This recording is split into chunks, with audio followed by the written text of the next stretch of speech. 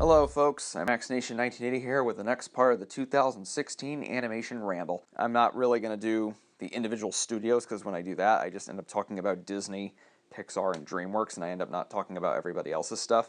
So in the last part I talked about Zootopia, Ratchet and Clank, which is now out and unfortunately hasn't done very well at the box office, and Angry Birds movie. So now moving on to Finding Dory, which is sure to be one of the biggest animated films of the year, if not the biggest. I think it could actually break Frozen's record as highest grossing animated feature film. Who knows? Anyways, Finding Dory. I'm not gonna spend like 5 minutes talking about Pixar and sequels because I've already talked about that in great detail and it's just exhausting to talk about. I'm just gonna give you the skinny on my position on this whole Pixar making sequels thing. If they're good, why the fuss? I mean, there are some sequels that Pixar I think absolutely should not make, but that's another story for another day. Finding Dory, I think, has a lot of potential, and I've been saying that since the day they officially announced it. And the more I see and hear about this movie, the more excited I get for it. Like, I haven't been, like, as excited as I was for Monsters University, the last Pixar sequel, prequel, spinoff, whatever. I mean, I was excited for that, but I'm truly, truly, truly, truly excited about Finding Dory. I think it has the potential to be the next Toy Story 2. And before I move on, I'm just going to say, now that's not a jab at Cars 2 or Monsters University. Cars 2 is a fun little spy movie. It's not great, it's not even good, it's just decent. I think it is a victim of its troubled production more so than anything. And I love the first Cars. I'm not with 95% of the internet on Cars. I love the first Cars. I think it's a great, great Pixar film, and it's definitely the product of John Lasseter and his love for autos, and how it was based on his trip that helped him reconnect with his family. I thought it was great. Cars 2, was obligatory the day Cars merchandise sales topped 1 billion. And I think they had something going, but I think the troubled production really derailed what could have been a solid spy movie or what could have been a solid Cars continuation. So, I'm going to chalk it up to that. And Pixar, I think, is well aware that they, quote-unquote, screwed up on it. And Monsters University, I thought, was very, very good. But I think this has the potential to be the next Toy Story 2. This has the potential to really do something with its characters, because I think Cars 2, despite the good intentions, I don't think there's much to do with the Radiator Springs gang, because their story ended, and Cars 2 perhaps would have been more ambitious if they just started with a brand new set of characters, instead of continuing Lightning and Mater and the Radiator Springs gang stories.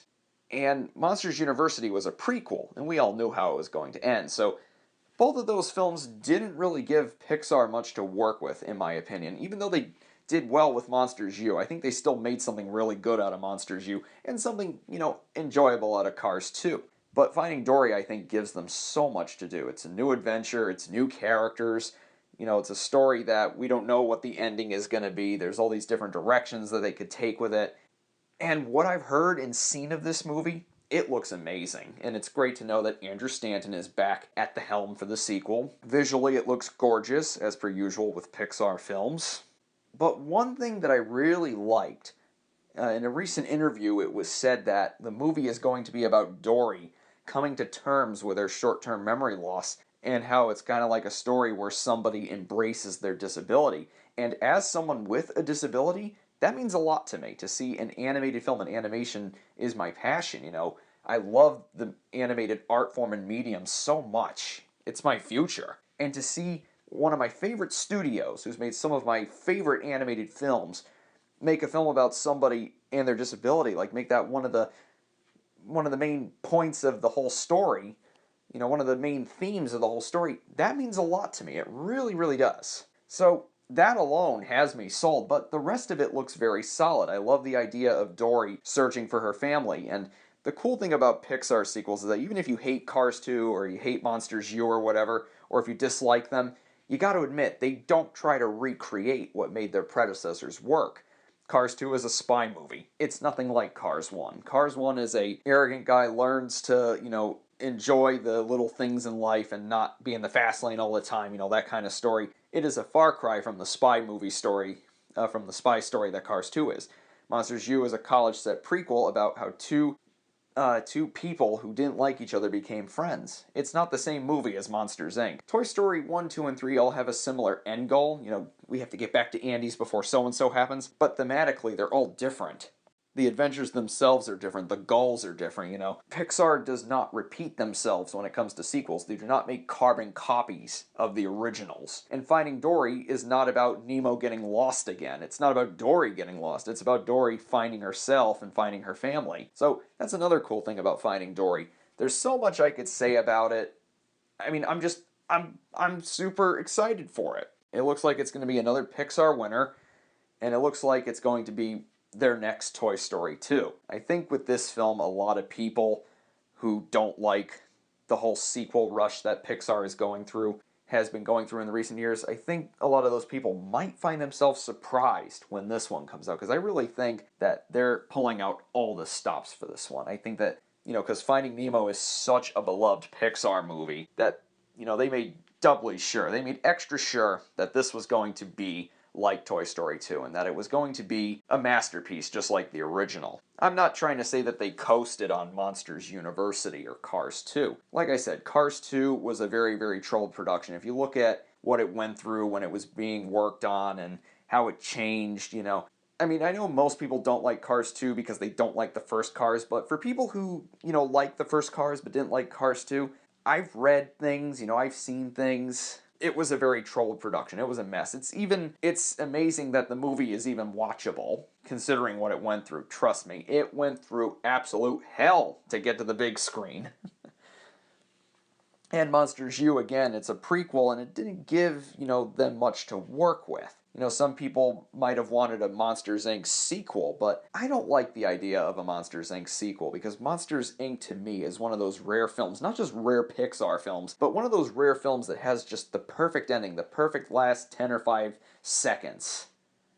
I don't think they should make a sequel to that, which is why I was okay with them going the prequel route to begin with. In fact, long before they said it, you know, long before we all knew it was going to be Monsters University, they said it was going to be Monsters, Inc. 2. That's what it was officially billed as by both Pixar and by the Walt Disney Company. It wasn't until spring 2011 when they announced that it was called Monsters University and that it was going to be a prequel. So I was like relieved when I heard that. I was like, yes, thank goodness. Well, personally speaking, I wouldn't have done a prequel or a sequel. I would have done another story set in the monster world. Like, the monster world is so cool. I wish Pixar could expand on it in some way or another. Hopefully they'll make like a TV special, because they did the 2 Toy Story ones and those were great. I'd love to see them do a TV special that explores other areas of the monster world. Like, they could possibly craft some compelling stories out of that. I mean, it shouldn't just be a one-joke thing, you know. This is the monster world. They run on this, you know. They could really explore that world. Like, what's outside of Monstropolis? What's outside of, you know, that city? You know, like, where, you know, what else is going on in this monster world? I mean, I don't want them to do a sequel to Monsters, Inc. They should just leave it as is. I think if, you know, Disney presses them to make something in the Monsters franchise, I think what they should do is they should create a story where it's a whole new set of monsters that have nothing to do with Mike and Sully and all them, set in another monster city or a monster town, or maybe in the wilderness. Like, what does the wilderness look like in the monster world? Okay, we're getting off track here, because this is about Finding Dory, not about Pixar sequels in general and Monsters, Inc. and whatnot. To wrap it up, Finding Dory, super excited for it. I'm there day one. Next up, we've got The Secret Life of Pets. This is Illumination's new film, and their first non-sequel film since The Lorax, and their first original story not based on a pre-existing IP since Hop. And I thought the first teaser was cute. I mean, it's a basic premise. What do your pets do while you're, you know, away? You know, it's a decent premise. And I, you know, read the plot itself, that they have to go after an evil bunny, and the bunny has like an army of bad, forgotten pets. It's like, okay, that sounds pretty cool. First teaser, cute, fun. I like some of the little jokes, like the fancy poodle rocking out to metal at the end. That, you know, that was pretty funny stuff. And then the first full official trailer, it's like, okay, this looks pretty solid. And then with the newest trailer, it was kind of like an reaction. I'm kind of on the fence with this movie.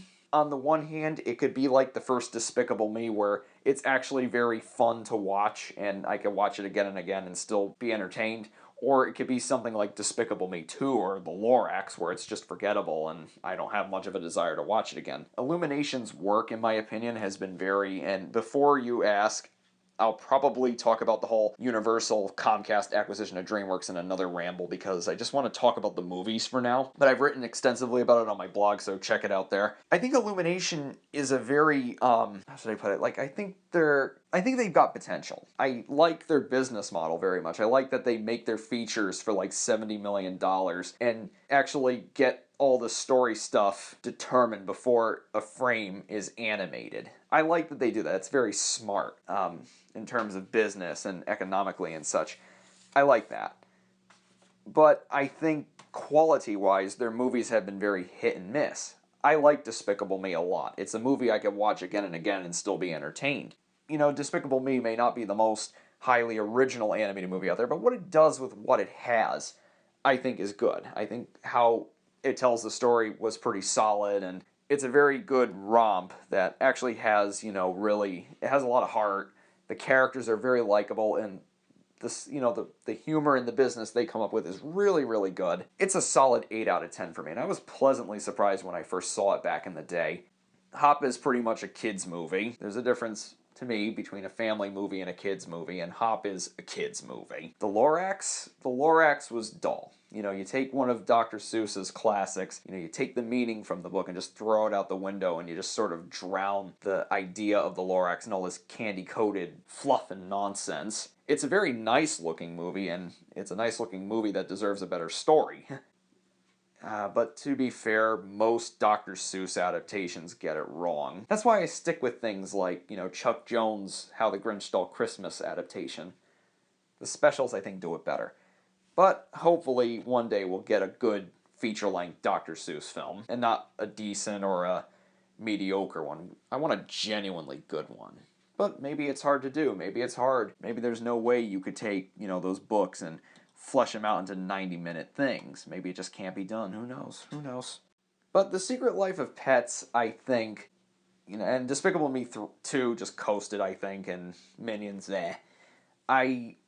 I hope The Secret Life of Pets is more like Despicable Me, where it takes its seemingly bland, you know, stuff. Like, it's not your garden variety animated feature. It actually is fun, it has good characters, and it's something I would like to watch again. Like, I want it to be one of those things, like I said about the Angry Birds movie, where I go into the theater, I enjoy the heck out of it, and I want to buy the Blu-ray. One of those things. I'm not saying that The Secret Life of Pets has to be like Zootopia or Finding Dory. It doesn't have to move mountains. I'm just expecting it to be good at what it sets out to do. And that's, you know, what it sets out to be. And that's being a comedy. I just want it to be a very good, very fun comedy. And it looks like it could be just that. There are some funny bits in the newest trailers. But at the same time, it just seems kind of generic. Who knows? I'm kind of on the fence with this one. Moving on, we got Ice Age Collision Course. I only like the first Ice Age, so pass? Yeah, pass. Although I do like the bit in the trailer where Sid goes up into outer space. That's cool.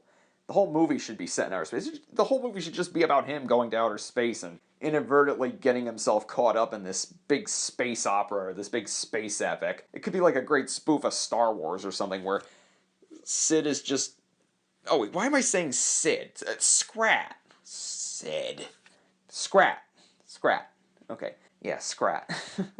Yeah, you know, really, Ice Age 5 should just be about Scrat in outer space chasing after the acorn. And while he's doing that, all this stuff is going on around him and he doesn't even frickin' notice it. It's similar to Doug Walker, Nostalgia Critic's brother, and it was similar to his review of the Tom and Jerry movie, the real thoughts on Tom and Jerry, the movie. He said, you know, they should make a Tom and Jerry movie where they're fighting, and while they're fighting, they're inadvertently pushing this plot forward. Like, they're inadvertently affecting the plot to this other story. Like, that would be so cool if they did that with Ice Age 5. But no, Ice Age 5 is basically, they come across new lands. It's like, why don't they just all go to outer space? Or have it just be Scrat in outer space, chasing an acorn, and, again, getting caught up in this epic alien story or something. And all his actions pretty much move that plot forward and he doesn't even know he's doing it. Also similar to the ending scene of The Thief and the Cobbler, where he's walking through the ending sequence, the climax, where he's going after the golden orbs and he's walking through this war machine of death that's like falling apart all around him and he doesn't even notice it because he's just after the orbs. Yeah, so pass on Ice Age Collision Course. It exists because, well, just take one look at how all the Ice Age sequels have done at the worldwide box office. No smart studio walks away from making sequels to that. So yeah, Ice Age Collision Course looks like a pass.